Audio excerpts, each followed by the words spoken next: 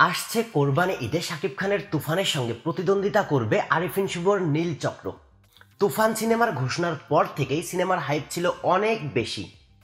সম্প্রতি সিনেমাটির টিজার মুক্তি পেলে টিজারে শাকিব খানের একের পর এক দুর্দান্ত লুক, মুখের অঙ্গভঙ্গি, চঞ্চল চৌধুরীর ডায়লগ ডেলিভারি সব মিলিয়ে সিনেমার হাইপকে নিয়ে গেছে আরও অনেক বেশি উচ্চতায়।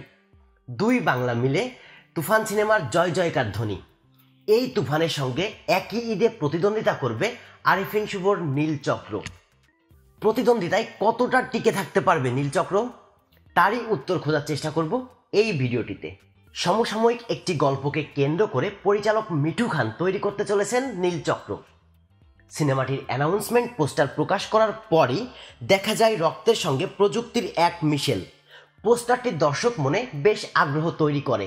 এরপর ৩ মে সিনেমাটির ফার্স্ট লুক নামে একটি পোস্টার প্রকাশ করা হয়, যেটাতে আরিফিন শুভর চরিত্র সম্পর্কে একটা ধারণা দেওয়ার চেষ্টা করে পরিচালক। পোস্টারটিতে দেখা যায় তীক্ষ্ণ দৃষ্টিতে চেয়ে আছে আরিফিন শুভ। মজার ব্যাপার হচ্ছে পোস্টারে শুভর যে মুখ বয়ব দেখা যাচ্ছে তা আরেকজনের মুখের উপর বসানো। শুভর পিছনে ঝাঁকড়া চুলের আরেকজন, কিন্তু দেখে চেনার উপায় নেই তিনি কে।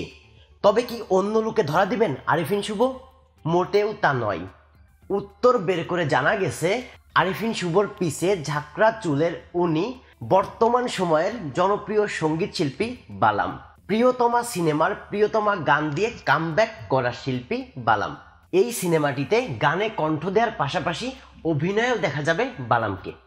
তবে স্ক্রিনে কতটা সময় বালাম থাকবে এ নিয়ে সিনেমা সংশ্লিষ্ট কেউ মুখ খোলেননি। তবে সিনেমায় বালামের উপস্থিতি দর্শক আগ্রহ আরও অনেকটা বেড়েছে। সব মিলিয়ে নীলচক্র সিনেমাটিও বেশ আলোচনায় রয়েছে। ঈদে তুফানের সঙ্গে প্রতিদ্বন্দ্বিতা করবে, তবে এইটা মোটামুটি শিওর ঈদে 90% হল শাকিব খানের দখলে থাকবে। ঈদের দিন বাড়ার সঙ্গে সঙ্গে কিছু হল দখল করে নিতে পারলেও মোটামুটি ভালো ব্যবসা করতে পারবে এই নীলচক্র সিনেমাটি। তো দর্শক, আপনাদের কি মতামত?